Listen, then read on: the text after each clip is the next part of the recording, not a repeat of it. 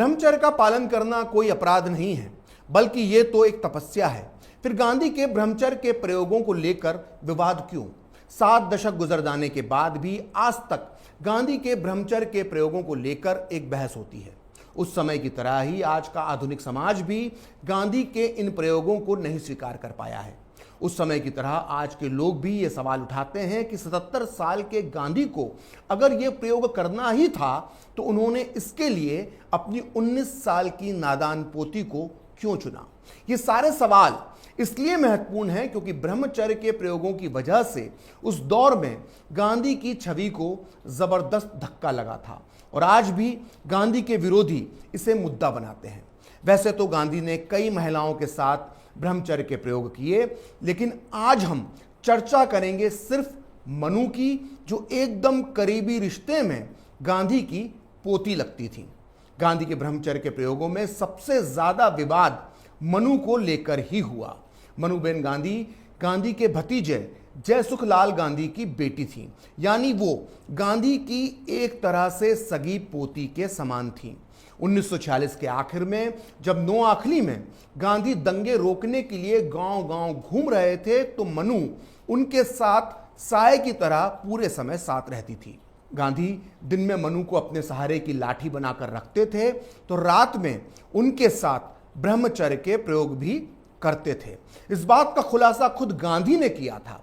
गांधी ने अपने personal secretary Pyarelal Nayyar को 30 दिसंबर 1946 को एक पत्र लिखा था और यह पत्र छपा है संपूर्ण गांधी वांग्मय के खंड 94 के पेज नंबर 367 पर। आपको बता दूं कि संपूर्ण गांधी वांग्मय की सच्चाई पर दुनिया में कोई भी सवाल नहीं उठा सकता, क्योंकि इसे भारत सरकार के दिशा निर्देशन में छापा गया है। खैर, गांधी ने जो अपने पत्र में लिखा था वो बेहद विस्फोटक था। गांधी इस पत्र में लिखते हैं कि मैं उसे यानी मनु को अपने पास सोने दे रहा हूं। वो बिना कोई कपड़े पहने सोती है, लेकिन गहरी नींद सोती है। जब भी कोई काम हो उसे जगाना पड़ता है, चाहे 2 बजे हो या 3 बजे। मैं इसे अच्छी निशानी मानता हूं कि वो इस तरह सो पाती है। गांधी उस समय 77 साल के थे और मनुबेन की उम्र सिर्फ 19 साल थी, लेकिन इतनी कम उम्र में भी मनुबेन को बहुत पढ़ने लिखने की आदत थी। वो रोज रात सोने से पहले अपनी डायरी लिखती थी और अगले दिन सुबह गांधी इस डायरी पर अपने हस्ताक्षर यानी साइन करते थे, जिससे भविष्य में इस डायरी में लिखी गई किसी भी बात पर या किसी भी सच्चाई पर कोई सवाल न उठा पाए। मनुबेन की ये डायरी अब भारत सरकार के राष्ट्रीय अभिलेखागार में रखी हुई है। इस डायरी के कुछ अंश भारत की नंबर 1 मैगजीन इंडिया टुडे ने 17 जून 2017 को प्रकाशित किए थे। इस डायरी में मनुबेन ने 21 दिसंबर 1946 को लिखा था कि आज रात जब बापू, सुशीलाबेन और मैं एक ही पलंग पर सो रहे थे तो उन्होंने मुझे गले से लगाया और प्यार से थपथपाया। उन्होंने लंबे समय बाद मेरा आलिंगन यानी मुझे गले लगाया था।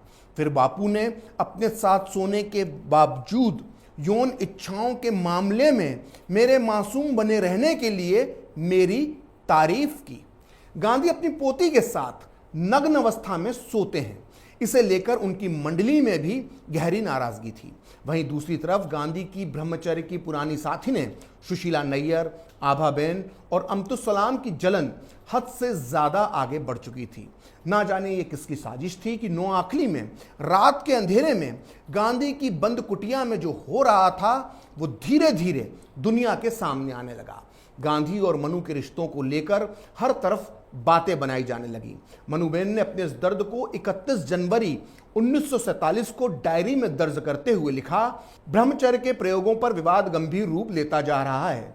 मुझे संदेह है कि अफवाहें फैलाने के पीछे अमतुसलाम बहन, सुशीला बहन और कनू भाई, जो आभा बहन के पति और गांधी के भतीजे थे, उनका हाथ है। मैंने जब बापू को ये बात बताई तो वो मुझसे सहमत होते हुए बोले कि पता नहीं क्यों सुशीला को इतनी जलन हो रही है।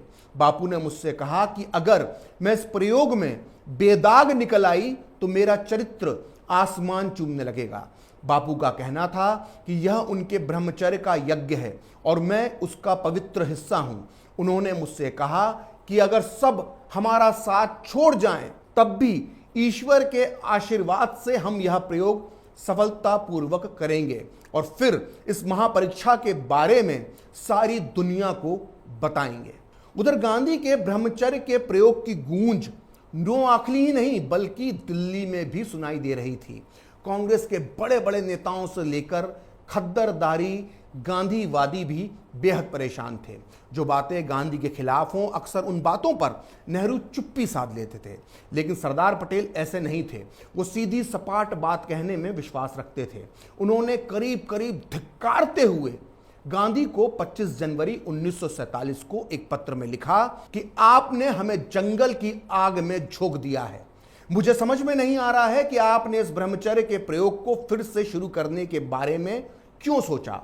आपके साथ हुई आखिरी बातचीत के बाद मुझे लगा था कि यह अध्याय समाप्त हो गया है। देवदास की भावनाएं गंभीर रूप से आहत हुई हैं। हम सभी को असहनीय दर्द हो रहा है। आपको इस ब्रह्मचर्य के प्रयोग को रोक देना चाहिए। गांधी ने पहले भी ब्रह्मचर्य के प्रयोग किए थे, लेकिन ये बातें आम जनता तक नहीं पहुंची थीं। इस बार भी ये मामला दब जाता, लेकिन 1 फरवरी 1947 को गांधी ने नोआखली में अपनी प्रार्थना सभा में मनु के साथ अपने ब्रह्मचर्य के प्रयोग पर एक विस्फोटक बयान दे दिया। गांधी ने सबके सामने सब कुछ स्वीकार करते हुए कहा कि मैं नहीं चाहता कि मेरे निर्दोष आचरण को लेकर कोई गलतफहमी हो। मेरी पोती मनु मेरे साथ है, वो मेरे साथ एक ही बिस्तर पर सोती है। मैं जो यज्ञ कर रहा हूं ये उसका पवित्र अंग है। मेरे इस प्रयत्न की सफलता के लिए आप मुझे आशीर्वाद दें।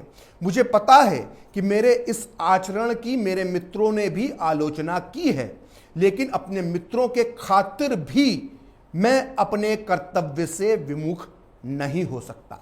गांधी के इस विस्फोटक भाषण के बाद उस दौर का पूरा भारतीय समाज हिल गया। देश के सभी बड़े अखबारों ने मनु के साथ गांधी के ब्रह्मचर्य के प्रयोगों के बारे में खबर छापी। सोचकर देखिए, अगर आज के समय में ऐसा होता तब भी आज का आधुनिक कहा जाने वाला समाज दादा पोती के ऐसे प्रयोग को स्वीकार नहीं कर पाता। तो सोचिए, आज से 7 दशक पहले पुरातन पंथी भारतीय समाज की किस तरह की प्रतिक्रिया रही होगी गांधी के इस ब्रह्मचर्य के प्रयोग पर। मनुबेन ने अगले दिन यानी 2 फरवरी 1947 को अपनी डायरी में लिखा कि बापू ने प्रार्थना सभा में लोगों को बताया कि वे मेरे साथ ब्रह्मचर्य के प्रयोग कर रहे हैं। फिर उन्होंने मुझे समझाया कि सबके सामने उन्होंने ये बात क्यों कही है। मुझे बहुत राहत महसूस हुई, क्योंकि अब लोगों की जुबान पर ताले लग जाएंगे। मैंने अपने आप से कहा कि अब मुझे किसी की भी परवाह नहीं है। दुनिया को जो कहना है वह कहती रहे। 19 साल की नादान मनुबेन को लगा कि लोगों की जुबान पर ताले लग जाएंगे, लेकिन ये उनकी नासमझी थी। इस पूरी घटना के बाद न केवल पूरे देश में बल्कि अपने खास सहयोगियों के बीच भी गांधी की छवि बुरी तरह से प्रभावित हुई। पूरे देश में लोग गुस्से का इजहार कर रहे थे। हजारों की तादाद में लोगों ने गांधी को पत्र लिखे, जिनमें बेहद कड़वी और अपमानजनक भाषा का इस्तेमाल किया गया था। कई भक्तों की नजर में गांधी गिर चुके थे। मनुबेन भी इससे वाकिफ थी। उन्होंने 7 फरवरी 1947 को बेहद दर्द भरे शब्दों में अपनी डायरी में लिखा कि ब्रह्मचर्य के प्रयोगों को लेकर माहौल लगातार गर्माता जा रहा है। ठक्कर बापा आज अपने साथ बहुत सारे पत्र लाए जो इस मुद्दे पर बहुत गर्म थे। इन पत्रों को पढ़कर मैं हिल गई। ब्रह्मचर्य के प्रयोग को लेकर सरदार पटेल पहले से ही गांधी से नाराज थे, लेकिन इस नए कांड के बाद उनकी नाराजगी और भी ज्यादा बढ़ गई। हर तरफ गांधी के चरित्र की धज्जियां उड़ाई जा रही थीं। भारत आजादी के मुहाने पर खड़ा था। मुस्लिम लीग का दबाव बढ़ता जा रहा था। ऐसे में गांधी के माथे पर लगा ये धब्बा बहुत नुकसान पहुंचा सकता था। लिहाजा सरदार पटेल ने 16 फरवरी 1947 को गांधी को एक और पत्र लिखा, जिसमें उन्होंने लिखा कि मुझे किशोर लाल मशरूवाला का पत्र मिला। इस बीच देवदास और राजगोपालाचारी जी भी इस मुद्दे पर मेरे साथ बात करने के लिए आए। हम सबको लगता है कि आपके हट का कोई अंत नहीं है। आपने हमें एक बहुत बड़ी मुसीबत में धकेल दिया है। इन ब्रह्मचर्य के प्रयोगों को सार्वजनिक करने से दुनिया को कोई फायदा नहीं होने वाला है। मुझे समझ में नहीं आता कि आप धर्म की बजाय आम लोगों को अधर्म के रास्ते पर क्यों धकेल रहे हैं। काश हम अपना दिल खोलकर बता सकते कि हमारे घाव कितने गहरे हैं। गांधी की यह बदनामी जब हद से आगे बढ़ गई तो मैदान में उतरना पड़ा उस शख्स को जो गांधी का सबसे पुराना दोस्त था, और उसका नाम था अमृतलाल ठक्कर, जिन्हें लोग प्यार से ठक्कर बापा कहते थे। ठक्कर बापा को गांधी की आत्मा का चौकीदार कहा जाता था।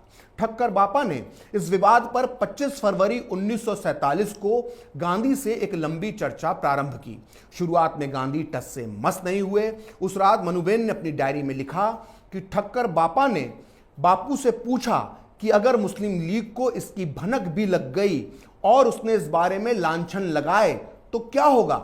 बापू ने जवाब दिया कि किसी के डर से वे अपने धर्म को कतई नहीं छोड़ेंगे। बापू ने ठक्कर बापा से कहा कि अगर सरदार पटेल भी उनका साथ छोड़ देंगे तो वो अपने इन ब्रह्मचर्य के प्रयोगों को जारी रखेंगे। सोचिए, अपने ब्रह्मचर्य के प्रयोगों से गांधी को इतनी सुख और शांति मिल रही थी कि वो इसके लिए सरदार पटेल का भी साथ छोड़ने को तैयार थे। लेकिन ठक्कर बापा भी कहां पीछे हटने वाले थे। उन्होंने एक ईमानदार चौकीदार की तरह गांधी की आत्मा को जगाने के लिए पूरे 7 दिन तक संघर्ष किया। 77 साल के गांधी की आत्मा पर ठक्कर बापा की सीख का कितना असर पड़ा यह तो नहीं मालूम, लेकिन 19 साल की मनुबेन की आत्मा अंदर तक हिल गई। उन्होंने 2 मार्च 1947 को अपनी डायरी में लिखा कि आज बापू को ठक्कर बापा का एक गुप्त पत्र मिला। उन्होंने इसे मुझे पढ़ने को दिया। यह पत्र दिल को इतना छू लेने वाला था कि मैंने बापू से आग्रह किया कि ठक्कर बापा को संतुष्ट करने के लिए आज से मुझे वो अलग सोने की अनुमति दें। इस तरह नोआखली में मनुबेन का विरोध करने पर गांधी ने कुछ समय के लिए ब्रह्मचर्य के प्रयोग रोक दिए। जब गांधी मनुबेन के साथ ये सब प्रयोग कर रहे थे तो आचार्य कृपलानी ने गांधी को एक पत्र लिखकर कहा था कि आप मनुष्य का प्रयोग अपने लक्ष्य के लिए नहीं बल्कि अपने साधन की तरह कर रहे हैं। यानी कृपलानी की नजर में मनुबेन गांधी के लिए एक साधन मात्र थी। आसान शब्दों में आपको समझाया जाए तो उसका कहने का मतलब यह है कि 19 साल की मनुबेन गांधी के लिए एक गिनी पिग थी जिसके साथ जैसा चाहे वैसा प्रयोग कर लिया जाता है। आखिर गांधी की इस प्रयोग के साधन का अंत क्या हुआ? गांधी की मृत्यु के बाद मनुबेन कहां चली गई, इस पर भी चर्चा बहुत जरूरी है। 30 जनवरी 1948 को गांधी की हत्या के बाद उनके बेटे देवदास गांधी ने मनुबेन को उनके पिता और भाइयों के पास गुजरात में भावनगर के निकट महुआ गांव भेज दिया। देवदास गांधी उस समय हिंदुस्तान टाइम्स के संपादक थे और वो जल्द से जल्द मनु से पीछा छुड़ाना चाहते थे, लेकिन उनके दिल में एक बहुत बड़ा डर था और वो डर ये था मनुबेन की डायरी, जिसके हर पन्ने पर गांधी के हस्ताक्षर यानी साइन थे। नादान मनु तो गांधी के हस्ताक्षरों का महत्व नहीं समझती थी, लेकिन पेशे से पत्रकार देवदास गांधी इसका महत्व बहुत अच्छे से समझते थे। लिहाजा जब वो मनुबेन को छोड़ने के लिए स्टेशन गए तो उन्होंने प्लेटफॉर्म पर एक कोने में ले जाकर मनुबेन से अकेले में बातचीत की। देवदास गांधी के साथ हुई इस पूरी बातचीत का पूरा वर्णन मनुबेन ने अपनी किताब द लास्ट ग्लिम्स ऑफ बापू में किया है, जो हिंदी में बापू की अंतिम झांकी के नाम से प्रकाशित हुई है। वो अपनी इस मशहूर किताब के पेज नंबर 334 पर लिखती हैं कि ट्रेन 2 घंटे लेट थी। देवदास काका मुझे अलग ले गए और ट्रेन के रवाना होने तक मुझसे वो बातें करते रहे। उनकी बातचीत का मुख्य मुद्दा मेरी डायरी थी। उन्होंने मुझे चेतावनी दी कि मैं अपनी डायरी में लिखी बातों को किसी को ना बताऊं। प्लेटफॉर्म पर टहलते हुए उन्होंने बड़े प्यार से मुझे कहा कि तुम अभी बहुत छोटी हो और तुम्हारे पास बहुत मूल्यवान साहित्य है, तुम अभी ना समझ हो।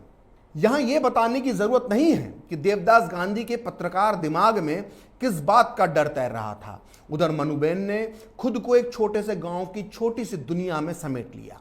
उन्होंने महुआ गांव में एक स्कूल और महिलाओं की सुरक्षा के लिए एक संस्था की नींव डाली। गांधी की मौत के महज 6 साल के अंदर मनुबेन को एक अज्ञात बीमारी ने घेर लिया। मुंबई में उनका इलाज चला। मोरारजी देसाई उन्हें देखने के लिए अस्पताल गए, जिसके बाद उन्होंने 19 अगस्त 1955 को प्रधानमंत्री नेहरू को एक पत्र में लिखा कि मनु की समस्या शरीर से अधिक मन की है। लगता है वे जीवन से हार गई हैं और सभी प्रकार की दवाओं से उन्हें एलर्जी हो गई है। गांधी की मौत के बाद 21 साल तक एकाकी अकेला जीवन जीने के बाद 1969 में मनुबेन की गुमनामी में मौत हो गई। तब मनुबेन की उम्र सिर्फ 41 साल थी। जिस लड़की के साथ गांधी के रिश्तों ने पूरे देश में तूफान मचा दिया था, उसकी मौत की खबर अखबारों की 4 लाइनों में सिमटकर रह गई। नोआखली में जब मनुबेन के साथ ब्रह्मचर्य के प्रयोग हो रहे थे तो उस समय वहां प्रोफेसर निर्मल कुमार बोस भी मौजूद थे। वो इन दोनों गांधी के सबसे करीबी सहयोगी थे, लेकिन गांधी की इन्हीं प्रयोगों से नाराज होकर उन्होंने गांधी का साथ छोड़ दिया था। प्रोफेसर बोस बाद में जाकर दुनिया के जाने माने एंथ्रोपोलॉजिस्ट यानी मानव शास्त्री बने। उन्होंने नोआखली में बेहद करीब से मनुबेन को देखा था। उन्होंने अपनी मशहूर किताब माई डेज विद गांधी में बताया है कि इन प्रयोगों का मनुबेन के दिलो दिमाग पर कितना असर हुआ। वो अपनी किताब के पेज नंबर 172 पर लिखते हैं कि मुझे ऐसा लगा कि एक मानव प्राणी यानी मनुबेन को एक ऐसे काम के लिए बलि चढ़ाया गया जिसका फैसला उस प्राणी ने स्वतंत्र होकर नहीं किया था। मनुबेन ने जीते जी कभी अपनी डायरी को सार्वजनिक नहीं किया, लेकिन उनकी मृत्यु के बाद ये डायरियां उनकी बहन संयुक्ताबेन की बेटी मीना जैन के पास आ गईं, जिन्हें उन्होंने 2010 में राष्ट्रीय अभिलेखागार में जमा करवा दिया। अब ये डायरियां दुनिया के सामने हैं, जिनमें दर्ज हैं गांधी के वो प्रयोग जो उन्होंने मनुबेन के साथ किए थे। अगर आपको ये वीडियो पसंद आया तो नीचे कमेंट बॉक्स में ज़रूर बताइए। अगर आप चाहेंगे तो अपने अगले वीडियो में मैं आपको बताऊंगा कि किस तरह से गांधी ने मनुबेन गांधी के अलावा अपने पोते की पत्नी आभाबेन, महान समाजवादी नेता जयप्रकाश नारायण की पत्नी प्रभावती देवी और डॉक्टर सुशीला नैयर, जो बाद में जाकर देश की स्वास्थ्य मंत्री बनी, इन तीनों औरतों के साथ किस तरह से ब्रह्मचर्य के प्रयोग किए थे। फिलहाल खरी बात प्रखर के साथ में इतना ही। आप चाहें तो मुझसे जुड़ने के लिए मेरे फेसबुक पेज प्रखर श्री 78 को लाइक कर सकते हैं, और अगर ट्विटर पर आप मुझसे जुड़ना चाहते हैं तो मेरा ट्विटर हैंडल है प्रखर श्री 78। अगर आपको ये वीडियो पसंद आया तो इसे लाइक करें, शेयर करें और कैपिटल टीवी को सब्सक्राइब करें। नमस्कार।